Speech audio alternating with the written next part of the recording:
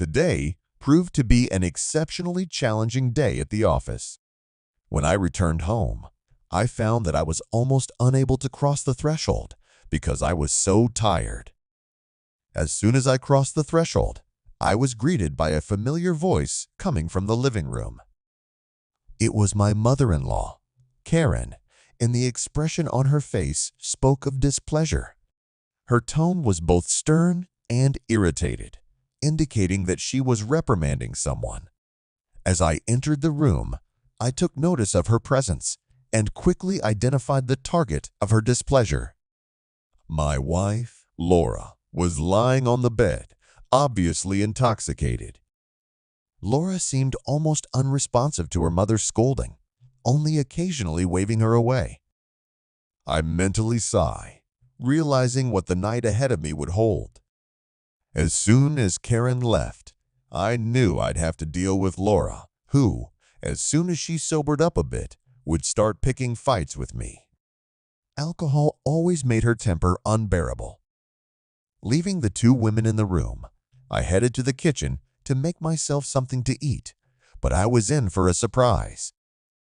Karen had already prepared everything.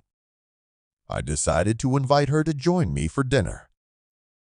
"Karen, why don't you have dinner with me?"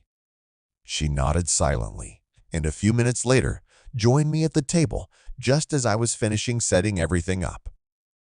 As we sat down at the table, Karen noted that Laura had fallen asleep after her anger had finally worn off. We ate in silence, and to show my appreciation for her help, I offered her some wine. Karen accepted with a smile, and after the first glass, she asked for another. It was obvious she was enjoying it.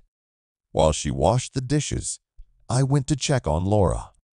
She was still lying across the bed, half covered, her shirt pulled up.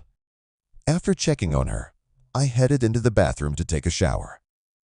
The water helped me relax, washing away the stress and fatigue that had accumulated during the day. But when I stepped out of the bathroom, I was surprised to find myself face to face with Karen in the narrow hallway. Our paths crossed unexpectedly, and for a moment, I thought I was standing too close to her. I couldn't deny it. Karen had always been an attractive woman, and I'd noticed it more than once. Tall and slender, with long legs and a slim waist, she looked much younger than her 47 years. She usually hid her figure behind conservative clothes, shapeless dresses, and long skirts. The only time I saw her in something more casual was when we went out of town, and she wore jeans and a t-shirt. She looked completely different than relaxed and carefree. Even though we had been married to Laura for 3 years, I still loved her deeply.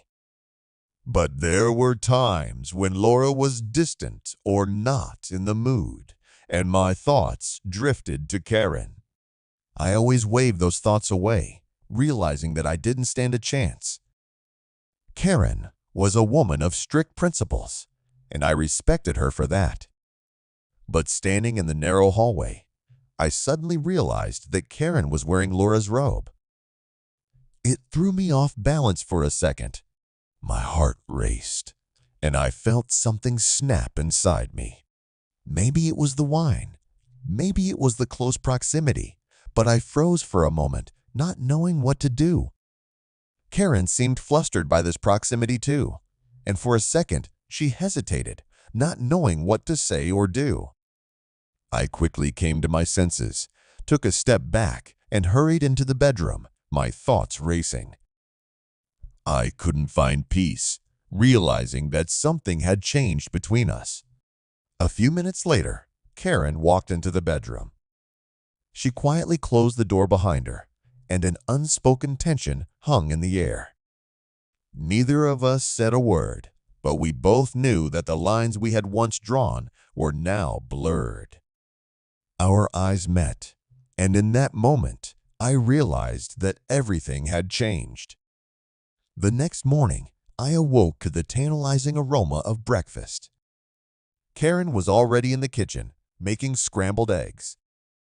Laura was still asleep, probably feeling the effects of the previous night's hangover.